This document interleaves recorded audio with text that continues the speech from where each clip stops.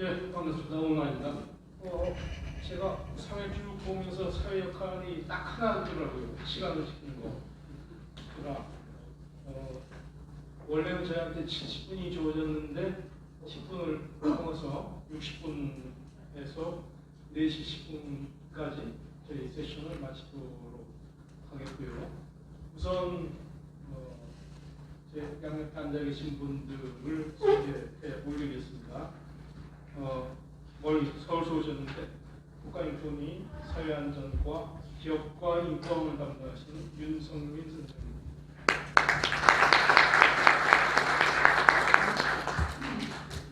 동서발전의 사회적 가치 추진실 윤리준법 부장님이신 노홍 선생님. 울산 인권운동연대 대표이신 박은철. 반갑습니다. 시간은 서울서 오셨으니까 좀 많이 쓰셔서 25분 정도 쓰실 것 같아요. 그리고 울산 계신 두 분은 가능하면 10분. 그래서 예, 하더라시는 가능하면 뭐 불가능할 것 같긴 합니다만 어쨌든 15분 정도 되면은 제가 사인을 보내겠습니다. 10분에서 15분 사이. 이제 화면을 여러분 보셔야 되니까 저희는 잠시 물러나서 왔다 갔다 하는 걸로 하겠습니다. 개인적으로 이제 울산 시청에 두 번째로 이제 왔는데요. 제가 우리 위원회 일하기 전에 이제 국회에서 행정안전위원회 여당 간사실 비서관으로 그 당시 울산 시청과 울산 경찰청을 이제 국정감사하러 왔었습니다.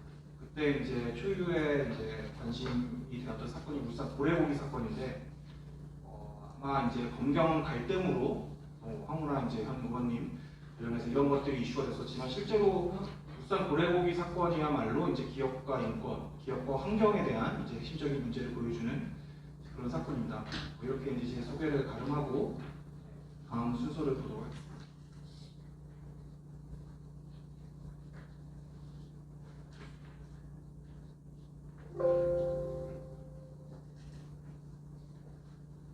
네, 주제는 국제사회와 공공기관 인권경영이라고 이렇게 공지가 되었었는데요. 사실 지금 법무부 마지막 페이지에 보시면 법무부와 국가인권위원회가 인권경영 업무 협약식을 맺었고 이 협약식을 맺은 주요 배경에는 법무부가 아까 소개해드린 유엔 기업가 인권 이행 원칙을 국내에 실현하는 내용의 인권경영 표준 지침이라는 형태의 규범을 만들었습니다.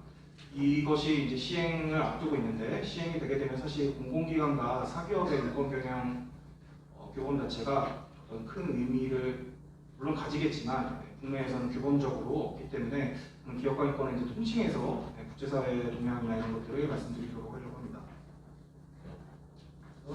국제사회 현황과 또 국제 주요 국가들의 법제화 현황, 그다음에 기업과 인권 조약, 국제협약 현황과 또 시간이 허락한다면 국가인권위원회의 역할에 대해서 압축적으로 말씀드리도록 하겠습니다.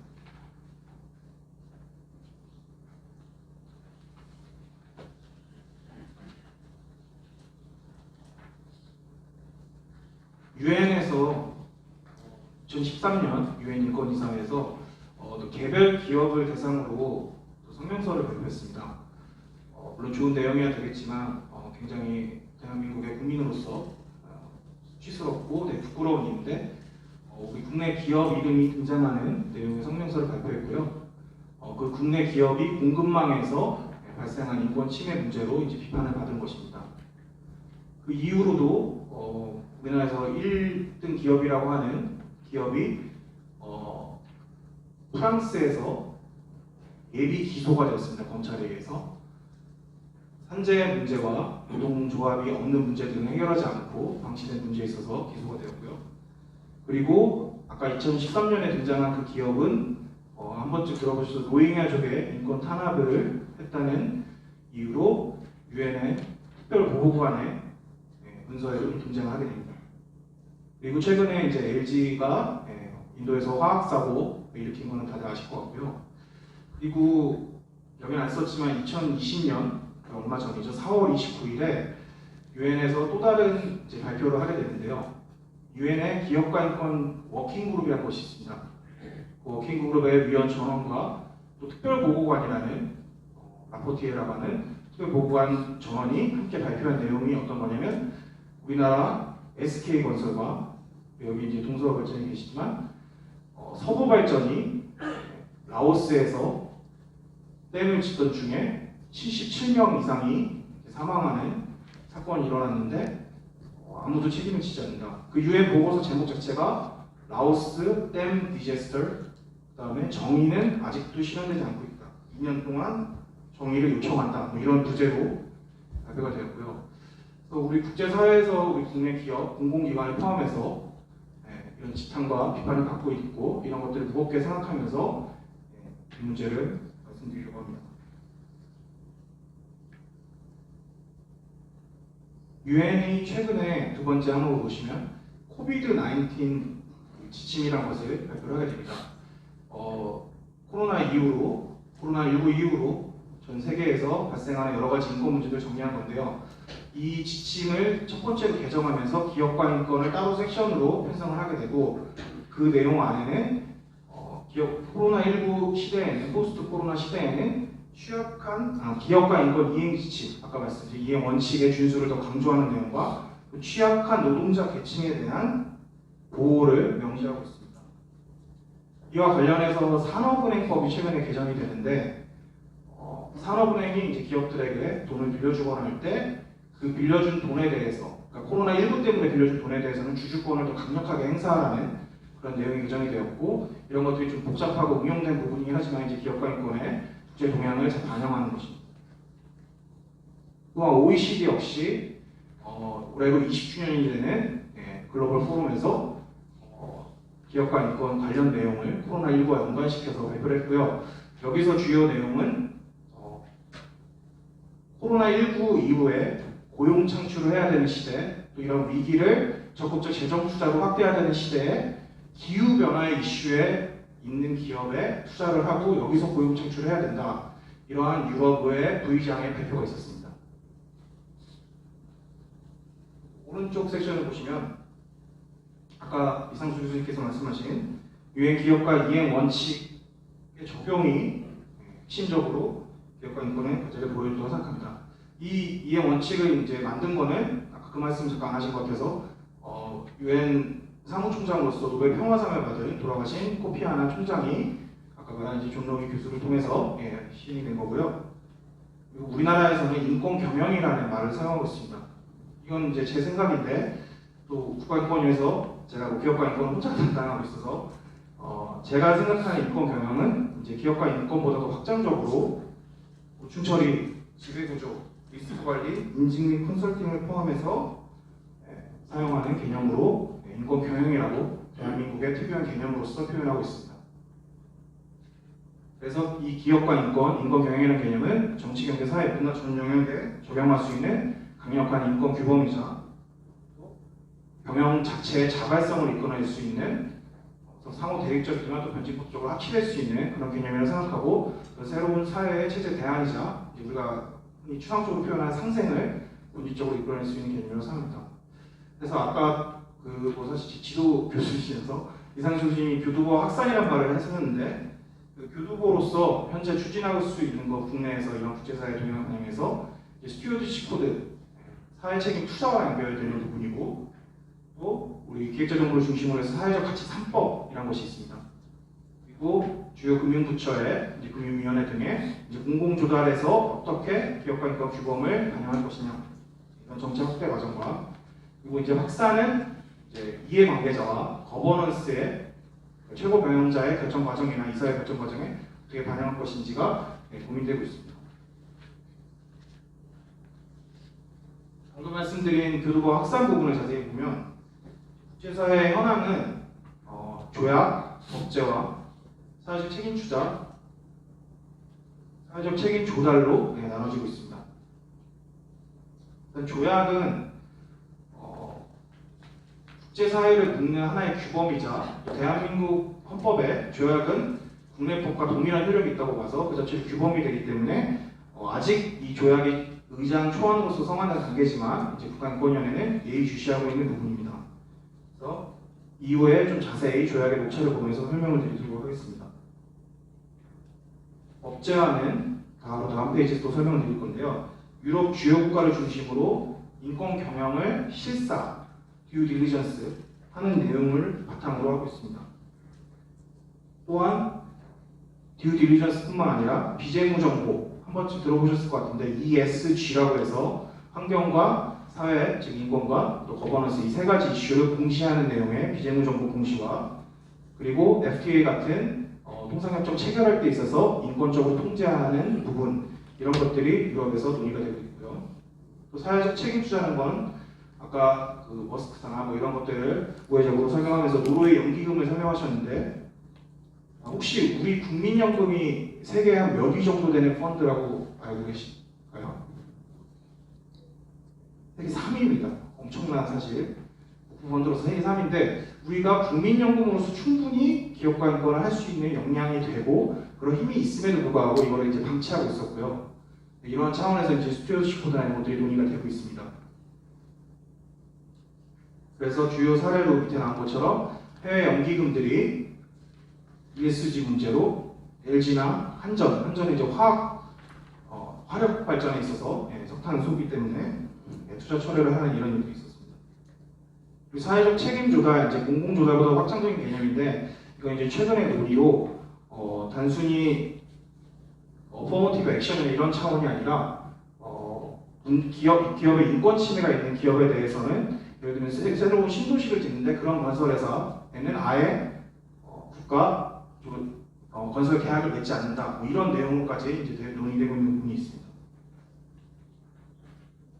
아까 스킵한 법제화를 자세히 보도록 하겠습니다. 프랑스는 가장 이제 의미 있는 법제화에 성공했고 기업들과의 논쟁에서 헌법재판소에 위헌 시비도 통과를 한 내용이고요. 그래서 직원 5,000명이나 자회사 1만 이상 모든 기업은 인권 영향평가 여기 계신 분들 한 번쯤 해보거나 들어보실 것 같은데 인권 영향평가와 그것에 대한 공개와 부대책 마련 등을 포함한 인권 실사 지침을 세워 매핑을 통해 이런 것들을 하고 있고 법원의 이행 강제와 공개까지도 실사하고 있습니다. 또한 미국은 이제 오래전부터 있었던 외국인 불법행위법, 그다음에 도드 프랭크법은 이제 분쟁지역 광물에 대한 실사를 의무로 하고 있고 또 증권거래소에 이런 내용을 지출하고 있습니다. 흔히 콩고에서 이제 우리 삼성 반도체 같은 경우도 많은 광물이 수입되고 또 혹시 한 번쯤 관심을 가지셨을지 모르겠는데 네덜란드의 페어폰이라는 스마트폰 회사가 있습니다. 분쟁지역 광물을 전혀 사용하지 않고 일부러 이제 만드는 그런 스마트폰이고요. 뭐 이런 것도 유명한 내용이고요. 또 캘리포니아주의 공급망 투명성법. 그러니까 기업과 인권을 가장 압축적으로 얘기할 수 있는 게 공급망 과정에서 이제 기업과 인권 경영을 실현하는 내용인데 이런 것들을 이제 캘리포니아주가 일부 하고 있습니다.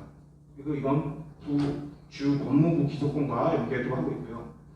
또 영국이나 호주는 이제 엔타이 슬레이버리 액트라고 해서 영국 같은 경우에 자신의 공급망 내에서 호주 같은 경우에 이민자들이 많기 때문에 이주 노동자와 특별히 관련되는 산업에 있어서 그런 것들을 얘기하고 있습니다. 아까 잠깐 말씀드린 기업가 인권 조약에 대해서 간단하게 살펴보겠습니다. 우리 헌법에는 국내법과 동일한 효력으로 조약을 한다고 써 있고요. 그리고 인권 조약은 유엔에서 주되게 논의되는 게 한 9개 정도가 있습니다. 인종차별 철폐협약도 있고 여성차별 철폐협약, 장애인 권리협약 등이 있고 한 번쯤 들어보셨을 이제 A규약, B규약이라고 해서 경제적, 사회적, 문화적 권리규약, 그다음에 시민적, 정치적 권리규약이 있습니다. 경제적, 사회적, 제가 이제 국가인권의 사회인권과에 일하는데요. 사회인권과는 이제 A규약, 경제적, 사회적, 문화적 권리 규약을 실현하는 과입니다. 근데 이 경제적, 사회적 권리 규약은 66년도에 만들어졌음에도 불구하고 냉전 전이죠. 만들어졌음에도 불구하고 우리나라는 90년도에 가입했습니다. 그리고 이 조약의 이제 개인 진정을 다루는 내용이 선택의정서인데 이 선택 규정서는 아직도 가입되지 않고 있습니다. 참고로. 그래서 이 경제적, 사회적, 문화적 권리 규약과 직접적으로 관계되는 게 이제 기업과 인권이라서 이런 말씀을 드리고요. 또 기업과 인권과 관련해서 유엔의 주요 인권 조약 중에 이제 이주노동자 권리 협약이라는 것이 있습니다. 이주노동자와 모든 가족의 뭐 이런 내용을 시작하는 협약인데, 그래서 이제 90년도에 만들어진 협약인데 아직까지도 우리나라는 가입하지 않고 있습니다. 이러한 부분들을 협약이 없더라도 이제 실현할 수 있는 게 이제 기업과 인권의 어떤 그 이해 원칙이라고 할 수 있고요. 어쨌든 이건 참고로 말씀드렸고, 이제 기업과 인권 조약은 이제 90년 초부터 논의가 돼서 현재 유엔 인권 이사회에서 에콰도르 출신의 의장을 조약기구 의장으로 하는 이제 조안이 성안이 되었습니다. 대한민국은 이제 2016년에 이 조약 기구의 참여를 요청받았으나 참석하지 않고 있는 상태고요. 모두에 말씀드렸던 국가인권위원회와 법무부와의 인권경영 업무 협약을 맺게 된 주요 배경에도 우리 법무부가 대한민국의 이제 조약 가입의 여부를 결정하는 건 법무부거든요. 그래서 법무부가 이 인권경영 조약, 기업과 인권 조약의 가입을 추진하라는 내용의 주문하고자 이런 인권경영 업무 협약을 추진하게 되었던 것을 참고로 말씀드립니다. 이 기업과 인권 조약이 아직 이제 성안이 최근에 초안으로서 된 단계지만 주요 내용들을 보시면 제7조에 제8조에 아주 강력한 법적 구속력을 담보하고 있습니다. 공소시효란 말이 있으면 알고 있을지 형사 책임까지 이제 기업에 물을 수 있고, 또 13조에 보면 우리 위안부 관련된 것처럼 이제 피해자를 위한 국제기금도 존재를 하고 있고요. 14조에 보면 이행으로서 이제 국가들 간의 위원회를 만들어서 이제 기업과 인권을 각 국내에 실현하는 역할을 하게 됩니다. 이상 이제 국제사회 동향을 설명을 드렸던 거고요. 이제 짧게 국가인권위원회의 역할에 대해서 관련해서 말씀을 드리도록 하겠습니다. 이건 좀 일어나서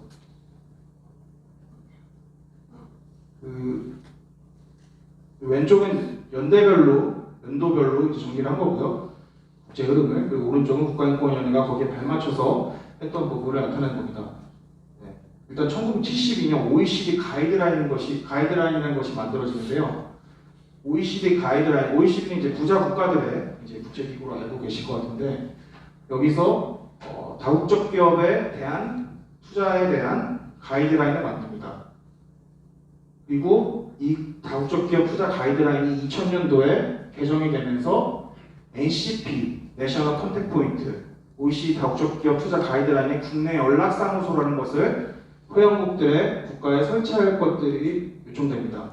이 두 가지가 의미를 지니는 이유는 OECD 가이드라인 안에 현재 유엔 기업과 인권 이행 원칙과 거의 동일한 내용의 규범이 완성이 되어 있고 포함이 되어 있고, 이것들의 집행기구이자 또 심사기구로서 이 NCP 국내 연락사무소가 작용을 합니다. 우리나라도 OECD 회원국으로서 이것들을 설치하고 이 규범을 받아들이고 있으나 평행화된 상태로 운영이 되고 있었습니다.